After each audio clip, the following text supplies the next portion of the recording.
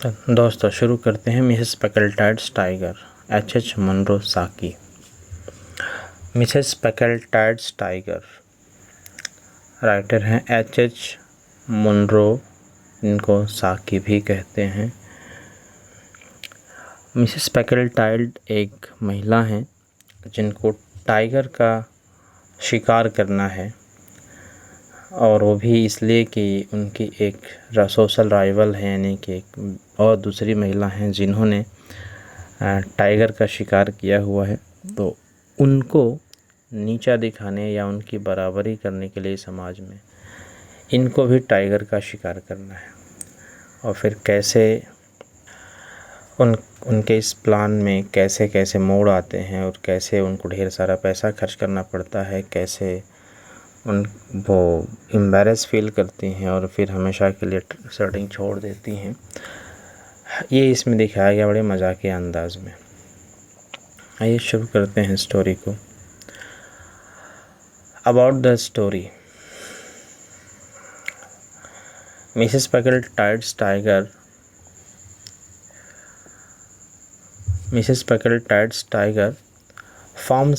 form a part of Saki's third collection of short stories। ये क्या forms a part of Saki's third collection. Saki का जो तीसरा collection था short stories का, ये उसका हिस्सा था और उसका नाम था द क्रॉनिकल्स ऑफ क्लोविस। जो तीसरा कलेक्शन था उसका नाम था द क्रॉनिकल्स ऑफ क्लोविस। उसमें ये छपा हुआ था, या उसका ये हिस्सा था, which was published in 1911, जो 1911 में पब्लिश हुआ। It had some of Saki's most witty, whimsical, satirical, cynical and bizarre short story। जो साकी हैं उनके जो शॉर्ट स्टोरीज हैं उनके लिए एडजेक्टिव्स क्या क्या यूज़ हुआ है। विट्टी, बड़ी चतुराई वाली। विट्टी का मतलब जिसमें काफ़ी चतुराई की बात की गई है, उसको कहते हैं विट्टी। इसके बाद है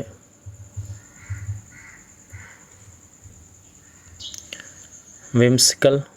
whimsical का मीनिंग क्या होता है? unusual and not serious in a way that is either amusing or annoying। यानी बहुत सीरियसली बात को ना की जाए, बहुत मजाकिया अंदाज में की जाए, उसको whimsical कहते हैं। सटायर कहते हैं किसको? व्यंग को। A way of criticizing a person, an idea or an institution in which you use humor to show their fault or weakness। यानी कि मजाकिया अंदाज में किसी की गलती या किसी की कमियों को बताना, यानी इसको हम नॉर्मली व्यंग कहते हैं। cynical, believing that people only do things to help themselves rather than for good or honest reasons। इसको cynical कहते हैं। यानी कि ये मानना कि लोग केवल अपने लिए काम करते हैं, किसी अच्छाई, किसी ईमानदारी या किसी ऑनेस्ट रीजन या किसी अच्छे पर्पज से नहीं करते, केवल अपने लिए, अपनी पसंद या अपने मौज मस्ती के लिए करते हैं। बिजारे, विर्ड, बड़ी अजीब टाइप का, जो नॉर्मल ना दिखता हो, ऐसी कहानियाँ इन्होंने लिखी हैं। Mrs Packletide's tiger is set in pre independent India. जो मिसेस पैकलेटाइड टाइगर की स्टोरी है वो प्री इंडिपेंडेंट इंडिया में है, यानी कि जब भारत आज़ाद नहीं था, अंग्रेज़ यहाँ रहते थे, उस बैकग्राउंड में ये स्टोरी लिखी गई है। And was written at a time when there was very little awareness about the need to protect the environment and wildlife। और ये उस समय लिखी गई है जब हमारे सोसाइटी में वाइल्ड लाइफ को और इन्वायरमेंट को प्रोटेक्ट करने के प्रति, उसको बचाने के लिए इतनी जागरूकता नहीं थी, इतना अवेयरनेस नहीं था लोगों के बीच में। नहीं तो उस समय जिस तरह के इसमें हंटिंग वगैरह की बात की गई है, आज के सोसाइटी में ये नहीं पॉसिबल है कि हंटिंग कोई करेगा। इसलिए उस समय की बात है जब हंटिंग वगैरह होती थी, नहीं, उस पर रोक नहीं थी। About the author.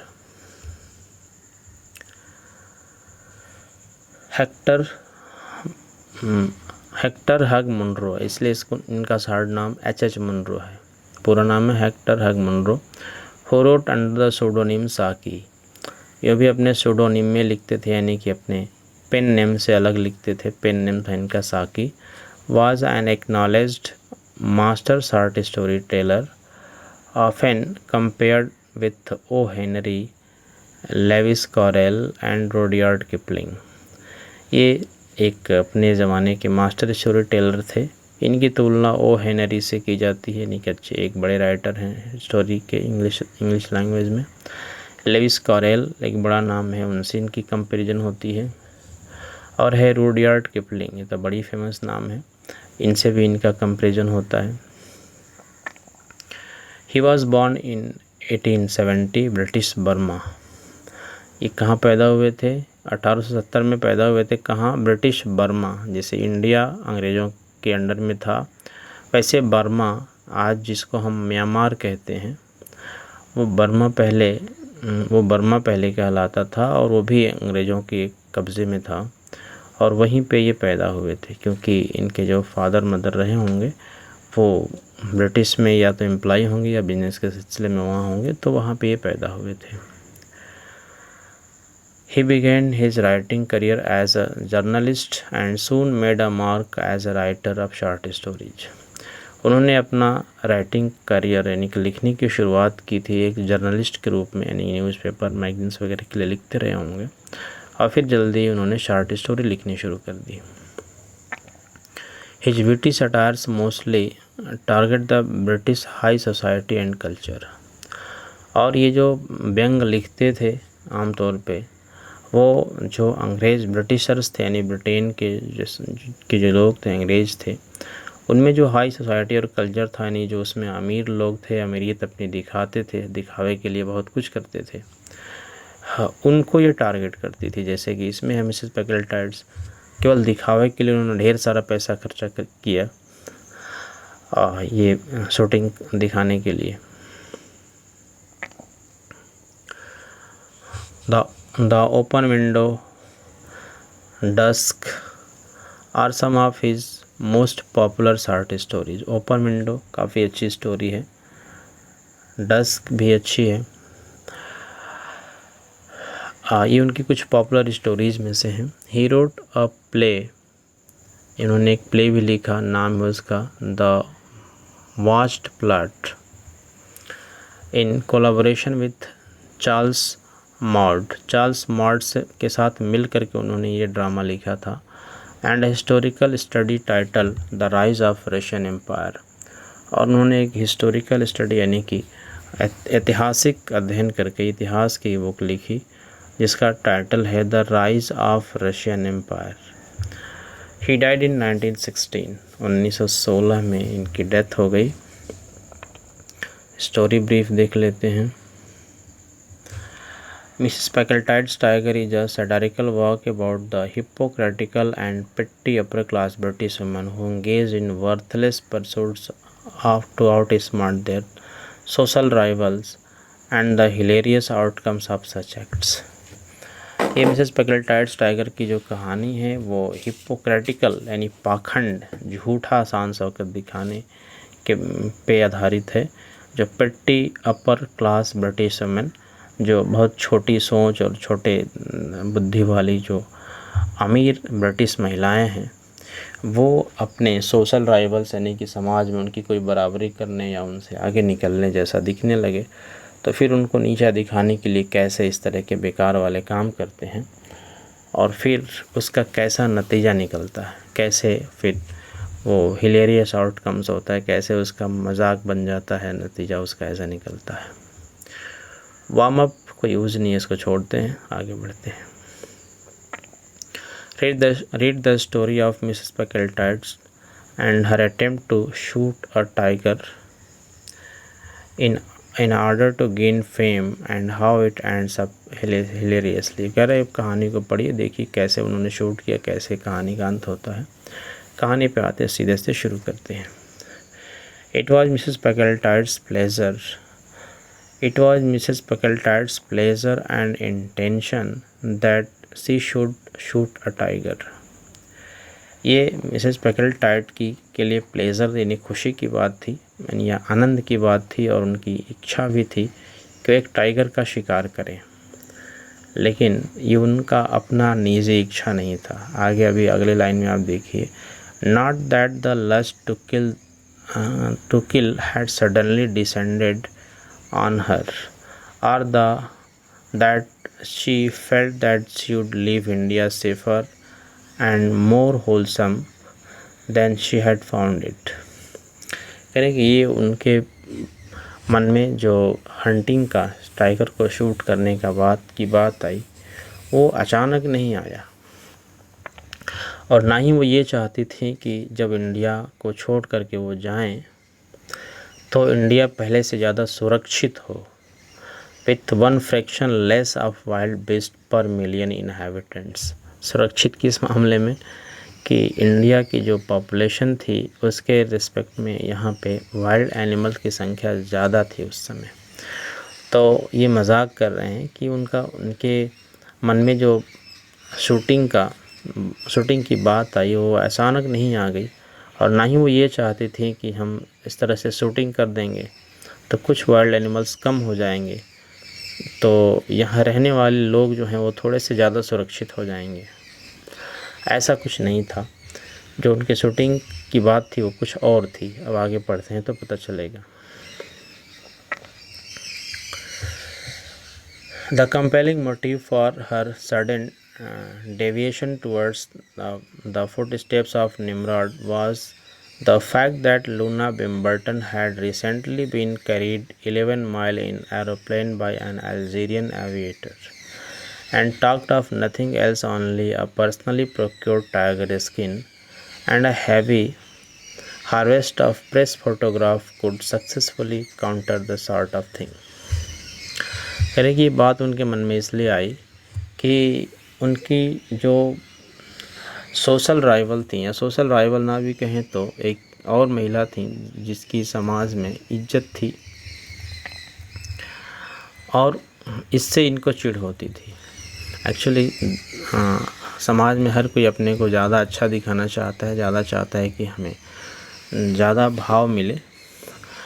तो यही हुआ था कि लूना बिम्बर्टन नाम की एक दूसरी महिला थी, वो निमराड गई थी, और वहाँ पे एक अल्जीरिया का व्यक्ति था जो एविएटर था, यानी कि पायलट था। वो उनको अपने साथ ले गया जंगलों में, और वहाँ पे उन्होंने खुद से प्रोक्योर किया, यानी पर्सनली प्रोक्योर टाइगर स्किन। खुद से उन्होंने एक टाइगर की स्किन की वहाँ पे व्यवस्था की, यानी खुद शूटिंग की होगी, शायद इसमें क्लियर नहीं लिखा है। पर्सनली प्रोक्योर्ड का मतलब ये है कि वो खुद से उन्होंने शूटिंग किया होगा, और फिर उस टाइगर स्किन को लेकर आई, और ये बात मीडिया में पहुंची कि एक महिला ने टाइगर का शिकार किया है खुद से, और फिर ढेर सारे उनके फ़ोटोग्राफ छपे प्रेस में, और फिर उनकी ढेर सारी चर्चाएं होने लगीं चारों तरफ। तो ये बात लूना बिम्बर्टन को पसंद नहीं आ रही है कि समाज में, मीडिया में, हर जगह लूना बिम्बर्टन की ही बात हो रही है। मिसेस पैकलेटाइट को ये बात पसंद नहीं आ रही। सॉरी अगर मैंने वो गलत बोल दिया हो, लूना बिम्बर्टन बोल दिया हो तो लूना बिम्बर्टन की इस बात से मिसेस पैकलेटाइट को अच्छा नहीं लग रहा है कि हर जगह उन्हीं की तारीफ़ हो रही है, उन्हीं की बात हो रही है, सोसाइटी से लेकर प्रेस में। Mrs Packletide had already arranged in her mind the lunch she would give at her house to Curzon Street, ostensibly in Luna Bimberton's honor, with a tiger skin rug occupying most of the foreground and all of the conversation. She had also already designed in her mind the tiger claw brooch that she was going to give Luna Bimberton on her next birthday. अब Mrs Packletide ने क्या plan किया कि जिस tiger की shooting की वजह से लूना बिम्बर्टन को इतनी प्रसिद्धि मिल रही है, इतने सारे लोग उनके बारे में बातें कर रहे हैं, मीडिया में उनकी तस्वीरें छप रही हैं, उसको उसी तरीके से, उसी टाइगर से इनकी इस प्रसिद्धि को ख़त्म किया जाए और अपने को सामने लाया जाए। इसके लिए उन्होंने प्लान किया कि लूना विमर्टन की सफलता के लिए वो अपने घर पे लूना विमर्टन को एक लंच पार्टी देंगे ऑस्टेंसिबली इन लूना विमर्टन्स ऑनर। ये पार्टी तो जो सामने से दिखेगा वो ये दिखेगा कि लूना विमर्टन को सम्मान देने के लिए पार्टी दी गई है अपने कर्जन स्ट्रीट पे वाले घर में। लेकिन होगा क्या वास्तव में वहाँ पे कि विथ अ टाइगर स्किन रग occupying most of the foreground. लेकिन जब लोग पार्टी में आएंगे तो घर के बाहर का जो फोरग्राउंड होगा, सामने जो घर के सामने जो जगह है उस पे टाइगर की स्किन बिछी होगी, ज़मीन पे टाइगर का स्किन बिछाएंगे कारपेट की जगह। And all of the conversation, उससे होगा क्या कि जिस एक टाइगर की शूटिंग के लिए लूना विमर्टन को इतनी तारीफ़ें मिल रही हैं, जब लोग वहाँ पार्टी में आएंगे उसी लूना विमर्टन की सबके सम्मान वाली पार्टी होगी वो, और उसमें जब आएंगे और लोग देखेंगे कि अरे यहाँ तो पहले से टाइगर, इतना सारा टाइगर की शूटिंग यहाँ पे होती रही, यानी कि उनसे पहले भी लोग रहे हैं, यहाँ टाइगर का स्किन बिछा हुआ है। और जो लोगों की बातचीत होगी वो लूना विमर्टन से हट करके मिसेस पैकलेटाइड की तरफ आ जाएगी। यानी जिस लूना विमर्टन को एक टाइगर का शिकार करने के लिए इतनी तारीफ़ मिल रही है, वहाँ देखेंगे अरे तो इतनी तारीफ़ इनको मिल गई और ये छुपे रुस्तम उनसे ज़्यादा बड़े वाले यहाँ बैठे हुए हैं कि इनके घर में तो ज़मीन पे टाइगर का स्किन बिछा हुआ है। तो इनडायरेक्टली मिसेस पैकलेटाइड का प्लान था कि हम इनडायरेक्टली हम देंगे तो सम्मान में पार्टी, लेकिन वास्तव में होगा ये कि उनका सम्मान ना हो करके उनकी तरफ से लोगों की चर्चा हटकर मेरी तरफ चली आएगी और मैं हीरोइन बन जाऊंगी। दूसरा चीज़ उन्होंने एक और प्लान किया था। She had also already design in her mind the tiger claw broach. उन्होंने ये भी अपने दिमाग में प्लान कर रखा था कि टाइगर का जो क्ला होगा, पंजा होगा, उसका एक ब्रोच बनाएंगे। ब्रोच जो ऐसे कपड़ों पे लटकाया जाता है, तो ब्रोच बनाएंगे और वो लूना विमर्टन को उनके बर्थडे पे गिफ्ट करेंगे। यानी कि लूना विमर्टन जो टाइगर की शूटिंग करके मशहूर हुई हैं, उनको उसी टाइगर के चीज़ों को दे करके, टाइगर की चीज़ें दिखा करके उनसे वो प्रसिद्धि छीन के हम अपनी तरफ ले आ देंगे। ये मिसेस पैकलेटाइड्स का प्लान था। अब आगे देखते हैं क्या होता है। In a world that is supposed to be chiefly swayed by hunger and love, Mrs. Packletide was an exception. ये मजाक है उनका एक साकी का कि इस दुनिया में जहाँ पे लोग सबसे ज़्यादा स्वेड यानी कि बह जाते हैं, यानी क्या बोलते हैं कि उसकी तरफ दिमाग लोगों का सबसे ज़्यादा जाता है, वो होता है भूख और प्यार। सबसे पहले लोगों को अपनी भूख मिटानी होती है, जब पेट भर जाता है तो फिर वो प्यार के चक्कर में पड़ते हैं। इस दोनों इमोशन के में ज़्यादा लोग बहते हैं। लेकिन मिसेस पैकलेटाइड थोड़ी अलग थी, एक्सेप्शन थी इससे।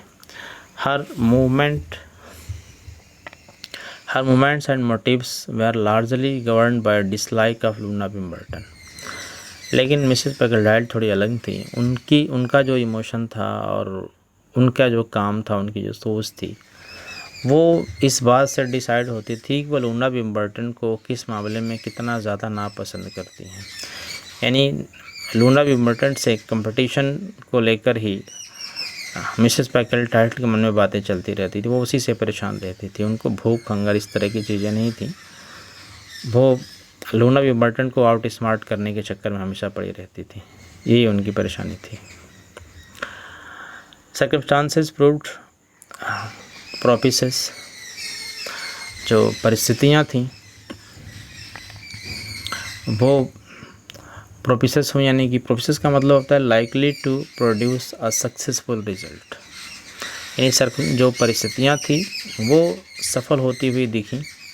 Mrs Packletide had offered 1,000 rupees for the opportunity of shooting a tiger without much risk और एक्सर्शन।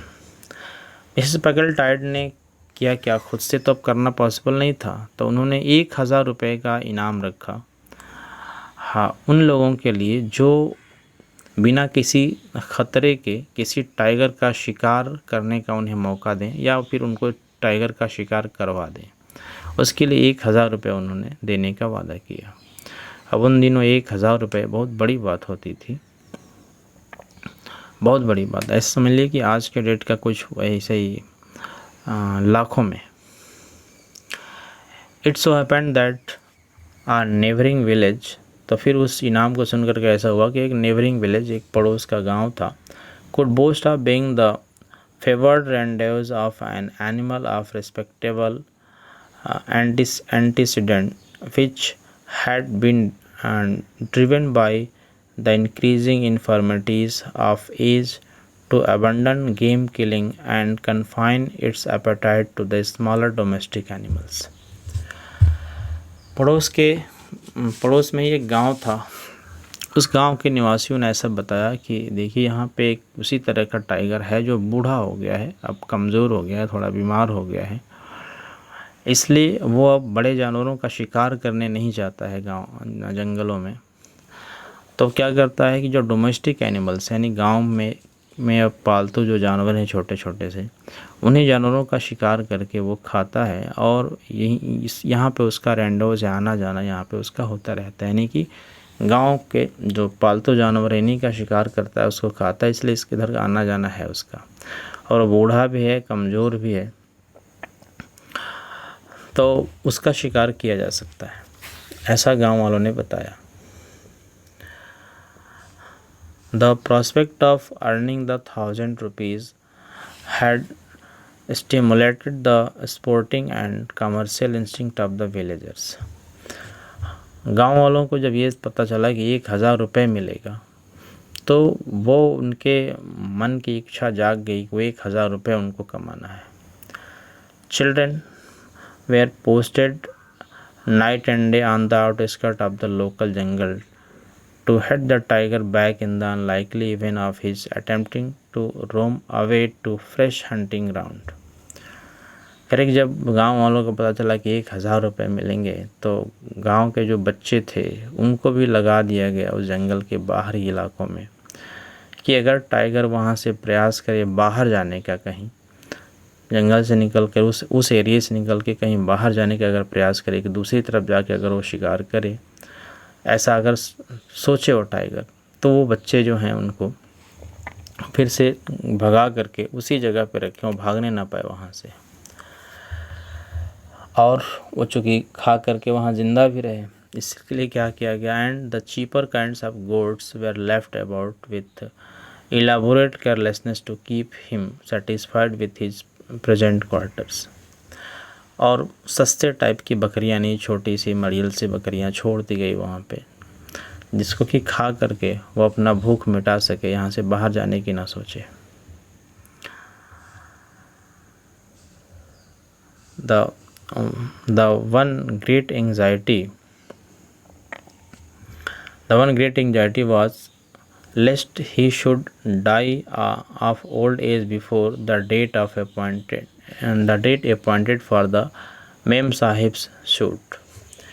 अब बड़ी चिंता एक ये थी कि वो टाइगर बूढ़ा है इतना कि कहीं ऐसा ना हो जाए कि जो तारीख तय हुई है मेम साहब की शूटिंग के लिए, यानी जिस दिन हमें मेम साहब को यानी मिसेस बैकेलडाइट को बुलाना है शूटिंग के लिए, कहीं उसके पहले ही ये मर ना जाए खुद से। इतना बूढ़ा और कमज़ोर है, ये बीमार है, ये कहीं उसके पहले ही ना मर जाए।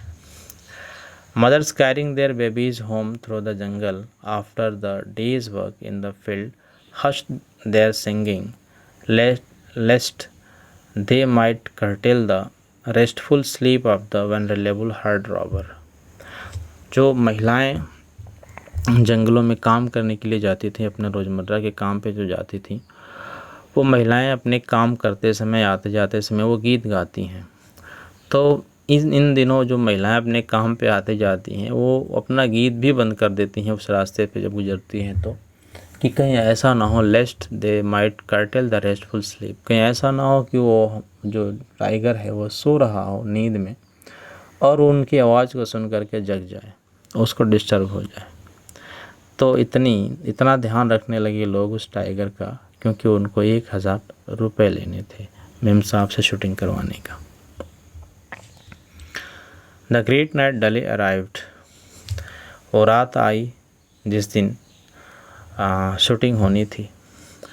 मून लिट, चंद्रमा की रोशनी थी। क्लाउडलेस, बिल्कुल बादल नहीं था आकाश में। A platform had been constructed in the comfortable and conveniently placed tree. एक अच्छे जगह पे जहाँ पे आराम हो, सुविधा हो, ऐसे एक जगह पे पेड़ था। उस पेड़ के ऊपर एक प्लेटफॉर्म बनाया गया, यानी कि मचान गांव की भाषा में कहते हैं, मतलब बनाया गया। उसी पर चढ़ करके बैठ करके शूटिंग होनी थी। And there on crust Mrs Packletide and her paid companion Miss Mebbin. और उस प्लेटफॉर्म पे मिसेस पैकल्टाइड बैठी हुई थी, क्रस्ट यानी अपने पैर को मोड़ करके टाइगर के शूटिंग के लिए। और उनके साथ उनकी एक कंपनियन थी, सहयोगी थी, साथी थी, मिस मेबिन नाम था उनका। लेकिन इनके इस बारे में ख़ास बात है कि वो पेड थी। पेड थी का मतलब कि वो उनकी नेचुरली साथी नहीं थी, यानी उनकी वो दोस्त नहीं थी, बल्कि उनको पैसा दे करके साथ में लाया गया था। साथ में उनके आने का उन्होंने पैसा लिया हुआ था। A goat gifted with particularly persistent bleat। एक बकरी जो गॉड गिफ्टेड थी इस बात के लिए कि वो लगातार मिमियाती रहती थी। एक ऐसी बकरी जो लगातार मैं करती रहती हो, ऐसी बकरी को लिखा है कि God gifted with particularly persistent bleat, यानी कि ऐसी बकरी थी जो ऊपर वाले ने उसको बनाया ही ऐसा था कि निरंतर वो मैं करती रहती थी, कभी चुप नहीं रहती थी। वैसी एक बकरी ली गई। Such as even a partially deaf tiger might be reasonably expected to hear on still night. और इस तरह की मजाकिया अंदाज है उनके लिखने का कि इस तरह की बकरी थी कि लगातार वो मैं करती रहती थी। और अगर कोई टाइगर ऐसा होगा कि वो पार्शियली डीफ होगा, अगर थोड़ा बहरा भी होगा, तो उस शांत रात में, स्टिल नाइट, शांत रात में जिस तरह से लगातार वो मैं करती जा रही थी, तो अगर थोड़ा बहरा टाइगर होगा ना, वो भी सुन लेगा उसकी बात, उसकी आवाज़ को कि यहाँ कोई बकरी है। Was tethered at the correct distance. और उस बकरी को क्या किया गया, एक सही दूरी पे बांध दिया गया। टीडर मतलब होता है रस्सी से बांधना, पगहे से बांधना। बांध दिया गया था ताकि उस बकरी का शिकार करने टाइगर आएगा तो मिसेस पैकल्टाइड उसको शूट करेंगी। With an accurately sighted rifle and a thumbnail pack of patience cards, the sportswoman awaited the coming of the quarry। अब इस तरह की व्यवस्था बना दी गई तो with an accurately sighted rifle, एकदम ठीक निशाना लेकर बैठी हुई और अपने ठीक टारगेट को पे ध्यान लगाती हुई मिसेस पैकल्टाइड बैठी हुई थी। एक स्पोर्ट्स वुमन की तरह इंतज़ार कर रही थी और अपने कारी के यानी अपने शिकार के आने का। I suppose we are in some danger said Miss Mebbin. अब मिस मेबिन जो उनकी पेड कंपनियन थी, यानी कि पैसे लेकर उनके साथ आई थी शिकार पे, उन्होंने कहा कि I suppose we are in some danger. उन्होंने आशंका जताई कि लग रहा है कि हम खतरे में हैं। She was not actually nervous about the wild best. उनका ऐसा कहने के पीछे कारण ये नहीं था कि जंगली जानवर को देखकर वो घबरा रही थी। देखिएगा, बड़ा मज़ेदार बात लिखते हैं कि वो इसलिए नहीं कह रही थी कि लग रहा है उनको खतरे में है। वो जानवर से, जंगली जानवर से डर नहीं रही थी एक्चुअली। बात ये थी, but she had morbid dread of performing an atom more service than she had been paid for. वो इसलिए कह रही थी कि लग रहा है कि हम कुछ खतरे में हैं, क्योंकि उनको लगता था वहाँ आकर जंगल में कि जितना पैसा उनको दिया गया था इस काम पे आने के लिए, उससे ज़्यादा काम उनसे करवाया जा रहा है। यानी कि जो सिचुएशन उनको बताई गई थी उससे ज़्यादा यहाँ पे सिचुएशन है उस तरह की, और इसलिए वो कह रही थी कि लग रहा है कि हम कुछ खतरे में, क्योंकि उनको पैसा कम मिला था, ऐसा उनको लग रहा था। अब मिसेस पैकल्टाइड बोलती हैं कि nonsense said Mrs Packletide, it is very old tiger. कह रहे हैं कि बेवकूफ़, बहुत बूढ़ा टाइगर है, इससे कोई ख़तरा नहीं हो सकता। It could not spring up here even if it wanted to. करें कि यहाँ जितनी ऊंचाई पे हम लोग बैठे हुए हैं वो यहाँ आ ही नहीं सकता कूद करके। अगर वो चाहे भी आना तो नहीं आ सकता, क्योंकि वो बूढ़ा है। If it is an old tiger, I think you ought to get it cheaper. 1,000 rupees is a lot of money. अब कहते हैं मिस मैबिन कि अगर इतना ही बूढ़ा टाइगर है, इतना ही कमज़ोर है कि यहाँ तक नहीं पहुँच सकता, तो कह रहे हैं कि तब तो शायद आपको ज़्यादा सस्ते में इसका शिकार करना चाहिए था। एक बूढ़े कमज़ोर टाइगर के लिए 1,000 रुपया बहुत ज़्यादा होता है। Louisa Mavin adopted a protective elder sister attitude towards money in general, irrespective of nationality or denomination. अब कह रहे हैं कि जो इस समय मिस मेविन का जो बिहेवियर था, इनका पूरा नाम है लुइसा मेविन, यहाँ पे आया हुआ पहली बार लुइसा मेविन। तो अभी लुइसा मेविन का जो बिहेवियर मिस स्पेकलटाइट के प्रति, ये अपना मनोविज्ञान समझा रहे हैं कि इस तरह का हो गया कि जैसे एक एल्डर सिस्टर का एटीट्यूड होता है अपनी यंगर सिस्टर के प्रति, एक बड़ी बहन अपनी छोटी बहन को समझाती है कि पैसे का गणित, पैसे के मामले कैसे उसको पैसे बचाने चाहिए। और ये होता है क्या, इर्रेस्पेक्टिव ऑफ नेशनलिटी और डिनोमिनेशन। और ये जो मनोविज्ञान है वो हर जगह पाया जाता है, दुनिया के हर जगह, हर कोने में, चाहे इर्रेस्पेक्टिव ऑफ नेशनलिटी, चाहे वो किसी भी देश के नागरिक हों, बड़ी बहन छोटी बहन को ऐसे ही समझाती है। और चाहे वहाँ का पैसा कुछ भी हो, चाहे डॉलर हो या रुपया हो या फ्रैंक हो, कुछ भी हो, हर जगह बड़ी बहन छोटी बहन को ऐसी समझाती है। उस तरह से लुइसा मेविन समझा रही थी। Her energetic intervention had saved many a ruble from dissipating itself in tips in some Moscow hotel, and francs and centimes clung to her instinctively under circumstances which would have driven them headlong from less sympathetic hands.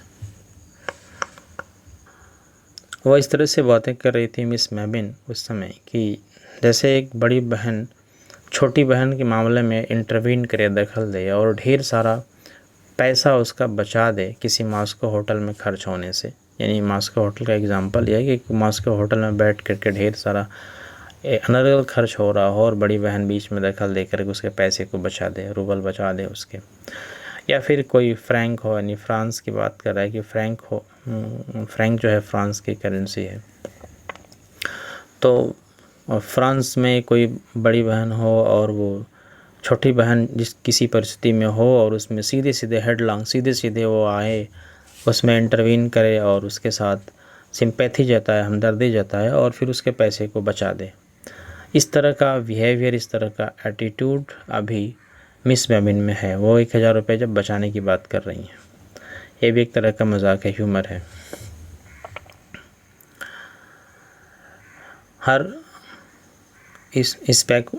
speculations as to the market depreciation of tiger remnants were cut short by the appearance of an animal itself on the scene.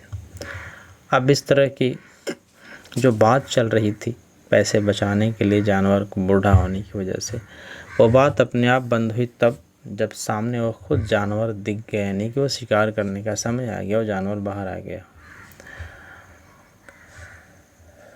As soon as it caught sight of the tethered goat, it lay flat on the earth. करें कि वो जानवर आ गया सामने, उन दोनों की बातचीत रुकी और वो जानवर आया तो क्या किया, बड़ी ज़बरदस्त मजाक लगता है यहाँ पे। As soon as it caught sight of the tethered goat, जो ही उस टाइगर ने उस रस्सी से बंधे हुए बकरी को देखा, it lay flat on the earth, तो जानवर को देख करके, यानी बकरी को देख करके वो टाइगर उसका शिकार नहीं किया बल्कि वहाँ आकर ज़मीन पे फ्लैट लेट गया है, ज़मीन पे आके लेट गया, फैल गया। Seemingly less from a desire to take advantage of all available cover than of the purpose of snatching a short rest before commencing the grand attack. ऐसा लग रहा था कि उसकी इच्छा हो कि take advantage of the all available cover than of the purpose of snatching a short rest before commencing of the grand attack. मैंने उसको देख करके ऐसा लग रहा था कि वहाँ आया, जब देखा बकरी को बंधा हुआ रस्सी से, तो वहाँ आया, देखा और लेट गया इस तरह से कि जैसे कि ये अटैक करे उसके ऊपर, उस बकरी को मारे। उसके पहले छोटा सा शॉर्ट रेस्ट ले ले, थोड़ा आराम कर ले, आराम करके थोड़ा तरोताज़ा होकर के फिर से अटैक करेगा उस बकरी पे और फिर उसको खाएगा। कुछ इस तरह के एटीट्यूड के साथ टाइगर आया और लेट गया। ये इमेज बनाया हुआ है, देखिए। आगे पढ़ते हैं इसके। I believe it is ill, said Louisa Mabin loudly in Hindustani for the benefit of the village headman who was in the ambush in the neighboring tree.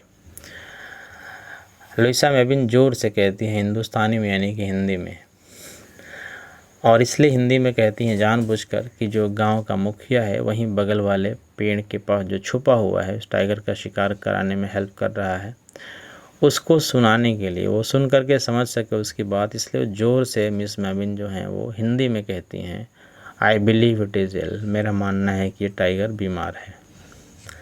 Hush said Mrs Packletide, Mrs टाइल्ड कह देंगे hush, यानी कि चुप रहो, शांत रहो। And at that moment the tiger commenced ambling towards his victim, और फिर जब वो कहती हैं शांत रहो, चुप करो, बोलो मत, उसी समय जो टाइगर है वो अपने शिकार पे अटैक करता है। Now urged Miss Mebbin with some excitement, if he doesn't touch the goat we need not pay for it, the bait was an extra.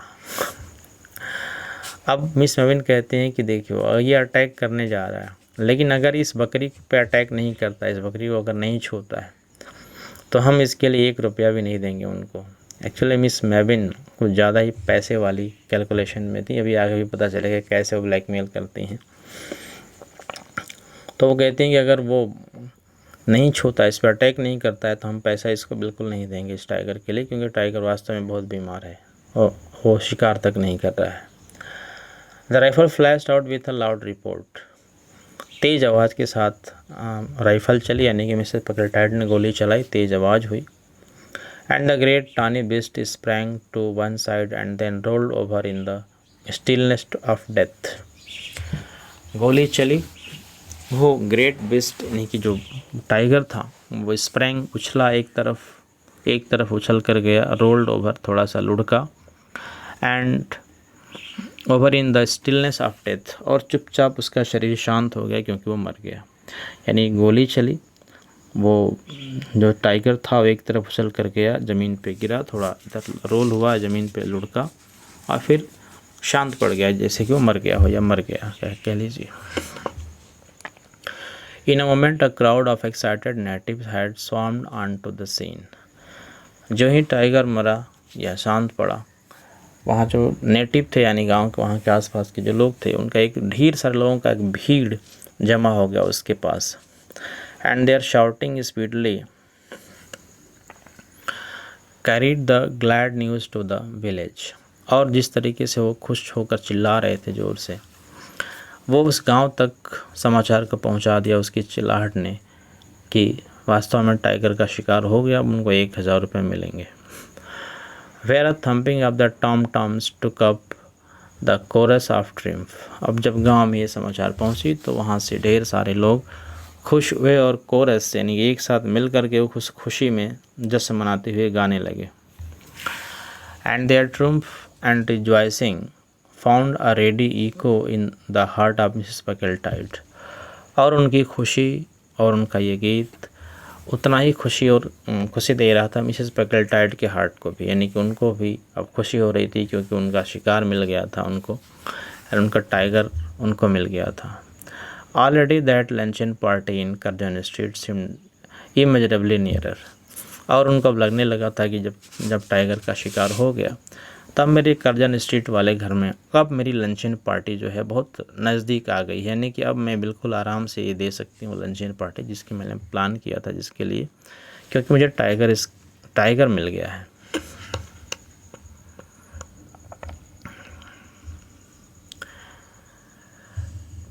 It was Louisa Mabin who drew attention to the fact that the goat was in death row from the mortal bullet wound, while no trace of rifle deadly attack could be found on the tiger। सब लोग खुशी मना रहे थे, Mrs पैकल्टाइड भी खुश थी। Luisa Mebbin को ये बात जो है वो डाइजेस्ट नहीं हो रही थी, उनको हजम नहीं हो रही थी। उनको 1,000 रुपये बहुत ज़्यादा लग रहा था, क्योंकि उनको खुद पैसे ज़्यादा चाहिए थे। उनको जो पैसा दिया गया था वो उनको कम लग रहा था, गांव वालों का 1,000 रुपया ज़्यादा लग रहा था उनको। तो उनकी नज़र पैसे पे थी, उनको इस टाइगर के शूट होने की कोई खुशी नहीं थी। तो सबका ध्यान तो खुशी मनाने में था, इसलिए लुइसा मिन का ध्यान इस बात पे गया और उन्होंने ये बात सबको ध्यान दिलाया कि the fact that the goat was in death row from the mortal bullet wound, जो गोली चली थी मिसेस पैकल्टाइट के राइफल से, उस गोली से तो वास्तव में बकरी मरी थी, गोली तो बकरी को लगी थी। While no trace of the rifle's deadly work could be found on the tiger, जबकि टाइगर के शरीर पे बंदूक से निकली गोली का कोई निशान नहीं था। यानी गोली लगी थी बकरी को, टाइगर भी मरा था, लेकिन उसके शरीर पे उस गोली का कोई निशान नहीं था। Evidently the wrong animal had been hit. अब इस बात से बिल्कुल क्लियर था, स्पष्ट था कि गलत जानवर को गोली लगी है, गलत जानवर का शिकार हुआ है। Wrong animal had been hit, गलत जानवर को गोली लगी है। And the best of prey had succumbed the heart failure caused by the sudden report of the rifle accelerated by senile decay। और ये बात भी सामने आई कि गलत जानवर को गोली लगी है जब, तो जो बीस्ट ऑफ प्रे था, यानी कि जिस जानवर का शिकार करना था, वो तो सकम्ड द हार्ट फेल्योर, वो तो हार्ट फेल होने से, यानी कि क्या बोलते हैं उसको, हार्ट अटैक से उसका दिल काम करना बंद कर दिया है, हार्ट ने काम करना बंद कर दिया, इस वजह से उसकी मौत हुई है। और क्यों उसका हार्ट फेल हुआ? क्योंकि sudden report of the rifle, जो अचानक राइफ़ल से तेज़ आवाज़ निकली है गोली चलने की, उस गोली की तेज़ आवाज़ से उस टाइगर का हार्ट फेल हो गया और हार्ट फेल से टाइगर मर गया और गोली तो बकरी को लगी थी। ऐसा लेटर द सेनाइल डीके, और इस तरीके से वो जानवर जो है वो मर गया, यानी कि टाइगर मारा गया नहीं, टाइगर मर गया हार्ट अटैक से, वो गोली से नहीं मरा। Mrs Packletide was pardonably annoyed. अब ये बात जब मिस मेविन ने बताया कि गोली तो बकरी को लगी है, टाइगर को लगी नहीं, तो ये बात मिसेस पैकल्टाइट को बड़ा बुरा लगा। पॉर्डेनेबली एनायड एट द डिस्कवरी, जब ये बात मिस मेविन ने बताई, सबको दिखाई, तो इससे मिसेस पैकल्टाइट को सबसे ज़्यादा परेशानी हुई, क्योंकि उनको तो दिख रहा था कि अब मेरी सारी हसरतें पूरी हो रही हैं। But at any rate she was the possessor of the dead tiger. लेकिन फिर उन्होंने सोचा कि ठीक है, कोई बात नहीं, मरा गोली से भले ही ना हो, लेकिन उस टाइगर को पोजेस करने वाली तो वही थी, वो टाइगर तो उन्हीं का होगा। And the villagers anxious for their 1,000 rupees gladly connived at the fiction that she had shot the beast। और जो गांव के लोग थे वो भी अपने 1,000 रुपये के लिए तैयार थे, और वो खुश थे इस बात से कि उन्होंने ही टाइगर को मारा है, चाहे गोली से मारी हो या गोली की आवाज़ से मारी हो, मारा तो उन्होंने ही है, तो उनको भी 1,000 रुपये चाहिए, वो इस बात से खुश थे। And miss Maven was a paid कंपनियन, और मिस मेविन क्या थी? एक पेड कंपनियन थी, यानी उनको पैसा देकर के साथ लाया गया था। Therefore did Mrs Packletide face the camera with the light heart, and her pictures frame reached from the pages of Texas Weekly Snapshot to the illustrated Monday supplement of the Nova Brahmya।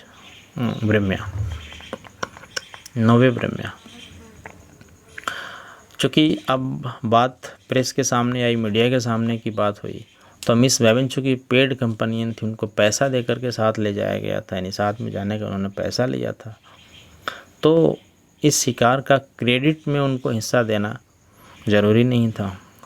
तो जब camera के सामने photo खिंचवाने की बात आई, popularity gain करने की बात आई, तो उनको साइड कर दिया गया। मिसेस पैकल्टाइट अकेले आई कैमरे के सामने, उन्होंने कैमरा फेस किया, फ़ोटोग्राफ्स लिए गए, फिर वो न्यूज़पेपर में छपे, टेक्सास वीकली स्नैपशॉट में छपे, और फिर मंडे सप्लीमेंट जो था जिसका नाम था नोवेक ब्रह्म्या, उसमें भी छपे, और ये फिर पहुँचे हर जगह लोगों के बीच में। As for Luna Bim Burton, she refused to look at an illustrated paper for weeks. Loona Bimberton की बात कर लें, जो उन्होंने पहली टाइगर शूट किया था, जिससे कि मिसेस पैकलेटाइट को भी करना पड़ा। तो उनका क्या एटीट्यूड था कि जब उन्होंने देखा कि इस तरह से न्यूज़पेपर्स में मिसेस पैकलेटाइट के फ़ोटो छप रहे हैं, इस तरह की चीज़ें छप रही हैं, तो उन्होंने 1 हफ्ते तक उस न्यूज़पेपर को लेना और पढ़ना ही बंद कर दिया। Refuse to look at illustrated paper for a week, 1 हफ्ते तक उस पेपर को लेना ही बंद कर दिया जिस पेपर में मिसेस पैकलेटाइट के फ़ोटोग्राफ छप रहे थे। And her letter for thanks for the gift of the tiger claw brooch was a model of repressed emotion. और मिसेस पैकलेटाइट का लेटर जो उनको आया था कि वो टाइगर क्ला का ब्रोच उनको गिफ्ट करेंगी, वो रिप्रेस्ड इमोशन का काम कर रहा था, नहीं कि वो बात उनका और ज़्यादा उनके इमोशन को हर्ट कर रहा था कि वो टाइगर का ब्रोच गिफ्ट करके मेरे जो टाइगर शूटिंग का जो मेरे सिर पे या मेरे साथ जो क्रेडिट है उसको ये कम कर रही हैं। तो इससे भी उनको चिढ़ हो रही थी, और उनका फ़ोटो छप रहा था पेपर में, इससे भी चिढ़ हो रही थी कि जो अकेले क्रेडिट मेरे नाम पे था ये भी उसमें शामिल हो गई। तो उन्होंने न्यूज़पेपर लेना बंद कर दिया, देखना बंद कर दिया कि मैं इसको नहीं देखूंगी। इस तरह की चलन होती थी उन लोगों में। The luncheon party she declined, और जो मिसेस पैकलेटाइट ने उनको लंचन पार्टी यानी लंच के समय में पार्टी के लिए अपने कर्जन स्ट्रीट पे बुलाया था, उस पार्टी में जाने से इन्होंने मना कर दिया, डिक्लाइन कर दिया। There are limits beyond which repressed emotion become dangerous. भी उनकी साइकोलॉजी बता रहे हैं कि कुछ ऐसी बातें हैं कि जब इस तरह की रिप्रेस्ड इमोशन, कोई आपकी भावना इमोशन आपके अंदर कोई दबा दी गई हो, इस तो कभी कभी वो बियॉन्ड लिमिट्स डेंजरस हो जाती हैं। कभी कभी वो कितनी ख़तरनाक हो जाती हैं वो रिप्रेस्ड इमोशन, आप इसका अंदाज़ा नहीं लगा सकते। यानी कि कोई आपकी भावना, इस तरह की इमोशन जो आप करना चाहते हो नहीं पूरा होता है, तो कभी कभी कितनी ख़तरनाक रूप ले लेती है, इसका अंदाज़ा भी लगाना मुश्किल होता है, बियॉन्ड लिमिट हो जाता है वो। How amused everyone would be if they knew that really what really happened, said Louisa Mebbin a few days after the ball. अब जब ये सारी घटनाएं हो गई, न्यूज़पेपर में फ़ोटोग्राफ छप के, मिसेस पैकलेटाइट को क्रेडिट मिल गई, सारी चीज़ें हो गई, तो एक दिन धीरे से लुइसा मेबिन मिसेस पैकलेटाइट से कहती हैं कि how amused everyone would B, कितना खुश होंगे सब लोग, if they knew what really happened, जब उनको पता चलेगा कि वास्तव में उस दिन क्या हुआ था। What do you mean, asked Mrs Packletide. Mrs Packletide पूछती हैं कि इस तुम्हारा कहने का मतलब क्या है, यानी तुम कहना क्या चाहती हो कि उस दिन वास्तव में क्या हुआ था, ये अब जानेंगे तो लोग कितना खुश होंगे, इस बात से तुम्हारा मतलब क्या है, क्या कहना चाहती हो। अब लुइसा मेबिन अपनी बात खोलती हैं कि how you shot the goat and frightened the tiger to death, said Miss Mebbin with her disagreeably pleasant laugh. यानी बहुत खुशी से हंसते हुए, और उन्होंने ये बात कही कि ये बात जब पता चलेगी लोगों को कि उस दिन कैसे जो आपने शूटिंग की थी, जो आपने गोली चलाई थी, उससे बकरी मरी थी और फिर टाइगर डर के मारे मर गया था, ये बात जब लोगों को पता चलेगी तो लोग कितना खुश होंगे, कैसे मतलब मजाक उड़ाएंगे। खुश होने का मतलब ये कि कैसे आपका मजाक उड़ाएंगे। No one would believe it, said Mrs Packletide. Mrs Packletide ने इस बात पर कहा कि तुम्हारी इस बात पे कोई विश्वास नहीं करेगा, कौन मानेगा इस बात को कि मैंने जो गोली चलाई थी वो बकरी को लगी थी और टाइगर तो गोली की आवाज़ से मर गया था। Her face changing colour as rapidly as though it were going through a book of patterns before post time. और जब ये कह रही थी कि कौन तुम्हारी बात पे विश्वास करेगा, तो वास्तव में मिसेस पैकलेटाइड अंदर ही अंदर अपने मन में डर रही थी कि वास्तव में अगर ऐसा हुआ तो उनकी क्रेडिट का क्या होगा, उनकी जो सोशल रेपुटेशन जो बनी है उसका क्या होगा। और इस बात के डर से उनके चेहरे का रंग इतना तेज़ी से बदल रहा था जैसे कि पूरा एक पैटर्न हो, बुक ऑफ पैटर्न हो, यानी कि ढेर सारे पैटर्न्स का एक सीरीज हो उनके अंदर, और बारी बारी से उनके चेहरे पर दिख रहा हो। इस तरह से तेज़ी से उनके चेहरे का भाव बदल रहा था। Luna Wimberton would said Miss Mebbin. Miss Mebbin ने कहा कि कोई विश्वास करे ना करे, कोई फ़र्क नहीं पड़ता। लूना विम्बर्टन तो विश्वास करेंगी मेरी बात का। उन्होंने अपना अंतिम दाव खेल दिया मिस मेबिन ने, कि जिस महिला को आउट स्मार्ट करने के लिए आप ये सारा कुछ कर रही हैं, उसको भी आपसे चिढ़ है, वो भी नहीं चाहती कि उसकी क्रेडिट आप ख़त्म करें। तो जब ये बात मैं बताऊंगी तो लूना विम्बर्टन तो विश्वास ज़रूर करेंगे मेरी बात का। Mrs Packletide face settled on an unbecoming shade of greenish white. ये बात सुनकर मिसेस पैकलेटाइड के चेहरे पे एक ग्रीनिश वाइट, यानी कि एक तरह का एकदम से दुख और निराशा और क्या बोलते हैं पजल, ना समझ में आए कि क्या करना है उस कंडीशन में। इस तरह के चेहरे पे भाव आया जो ग्रीनिश वाइट कलर में दिख रहा है उनका। ग्रीनिश वाइट कहने का मतलब उनके चेहरे के भाव इस तरह के हो गए, मजबूर चारों तरफ से कुछ कर नहीं सकते। चूँकि वाइट उनका चेहरा ही रहा होगा, ग्रीनिश वाइट मतलब इस तरह के भाव उसके चेहरे पे आ गए कि दुख साफ झलक रहा था। You surely wouldn't give me away, she asked. Mrs Packletide हार जाती हैं मिस मेबिन के आगे और फिर उससे रिक्वेस्ट करती हैं कि you surely wouldn't give me away, she asked. वो कहती हैं कि निश्चित रूप से तुम मुझे इस तरह से धोखा नहीं दे सकती हो। अब मिस मेबिन जो हैं वो अपना पत्ता खोलती हैं कि वास्तव में वो चाहती क्या थी। शुरू से उनको लग रहा था हमको पैसे कम मिला है, गाँव वालों को 1000 मिला है। तो अब वो अपना पत्ता खोलती हैं, वो क्या चाहती हैं।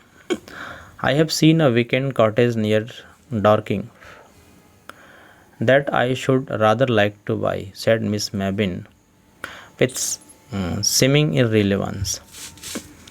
अब ये बात कहना इररिलेवेंस लग रहा था, अप्रासंगिक लग रहा था मिसेस पैकलेटाइड के नज़रिए से, लेकिन वास्तव में मिस मेबिन की नज़रिए से तो ये बिल्कुल रिलेवेंट था, एकदम प्रासंगिक था, क्योंकि यही उनका प्लान था कि सारा कुछ जब हो जाएगा तब वो इस बात को कहेंगी, जब मीडिया में सारी बातें फैल जाएंगी। अब मिसेस पैकलेटाइड को बैक करने का, वापस अपने कदम खींचने का मौका नहीं रहेगा, तब उनको ब्लैकमेल करेंगी। और अब जब वो कह रही हैं कि निश्चित रूप से तुम मुझे धोखा नहीं दोगी, तब वो कह रही हैं कि धोखा ना देने के लिए उसकी कीमत आप क्या चुकानी पड़ेगी। तो बताती हैं कि I have seen a weekend cottage near Dorking, Dorking नामक जगह के नज़दीक मैंने एक वीकेंड कॉटेज देखा है। वीकेंड कॉटेज मतलब एक ऐसा थोड़ा सा नॉर्मल बस्ती से दूर हट के एक अकेले जगह पे, सुनसान टाइप का हो, आसपास को ज़्यादा भीड़ ओड़ ना हो, ऐसे जगह पे कोई कॉटेज हो, कोई छोटा सा घर हो, जहाँ पे वीकेंड में, सप्ताह के अंत में जाके छुट्टियाँ मनाना, पार्टी करना और इस तरह के काम करने के लिए वो उसको वीकेंड कॉटेज कहते हैं। तो वो कहते हैं कि डॉर्किंग में मैंने एक वीकेंड कॉटेज देखा है that I should rather like to by, जिसको मैं ख़रीदना पसंद करूँगी। 680 फ्री होल्ड, और बताती हैं कि उसके लिए 600 और 80 इतने फ्री होल्ड, यानी इतने पैसे उनको देने हैं। कम ही है क्योंकि 1000 रुपया गाँव वालों को दिया गया था, तो 680 फ्री होल्ड उसके लिए चाहिए, 680 चाहिए उसको ख़रीदने के लिए। Quite a bargain, only I don't happen to have the money. कहते हैं कि क्वाइट अ बार्गेन, काफ़ी अच्छी कीमत है, बहुत ज़्यादा नहीं है, बातचीत बार्गेन मैंने अच्छी की थी, बस मेरे पास वो 680 नहीं था उसको ख़रीदने के लिए। मतलब इसका ये है कि वो उसकी कीमत काफ़ी अच्छी है, 680 उसकी मतलब जायज़ कीमत है, ज़्यादा नहीं है, लेकिन मेरे पास वो भी पैसे नहीं थे उसको ख़रीदने के लिए। और ये इंडिकेशन है कि वो पैसे आप मुझे दे दीजिए, मैं उसे ख़रीद सकूं और आपकी इज्जत बच जाए।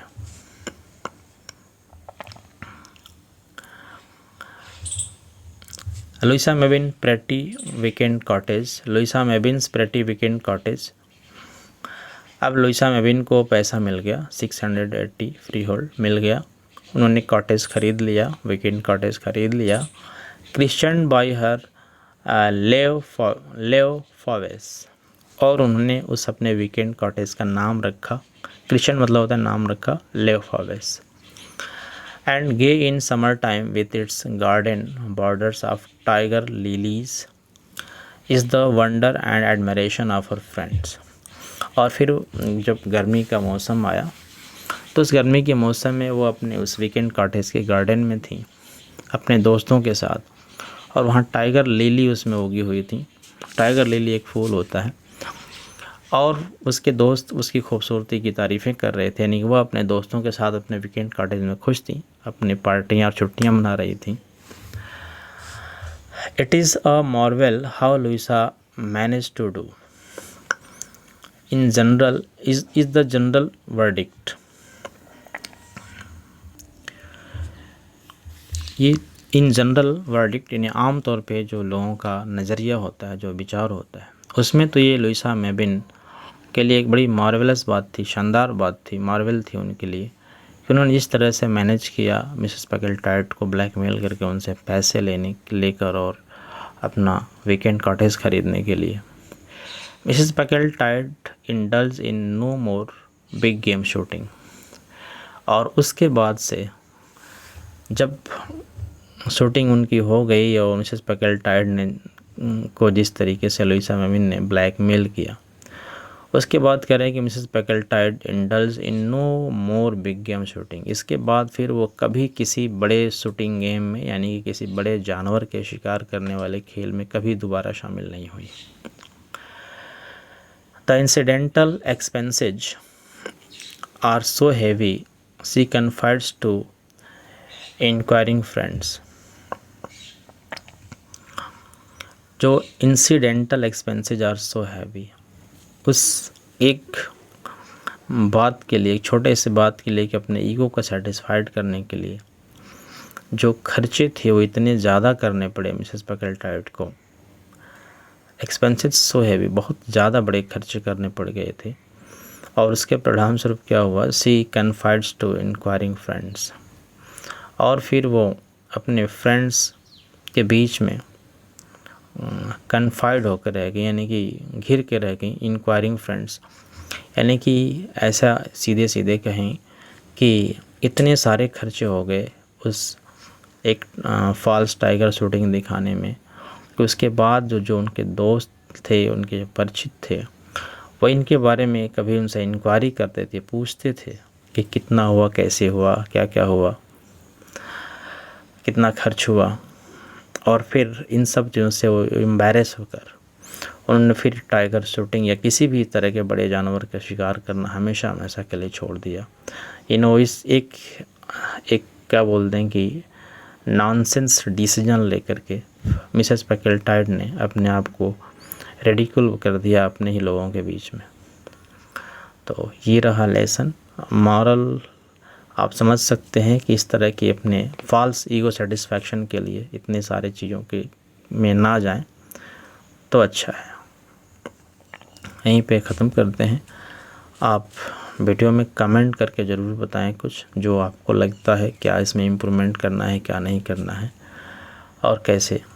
Thank you, take care.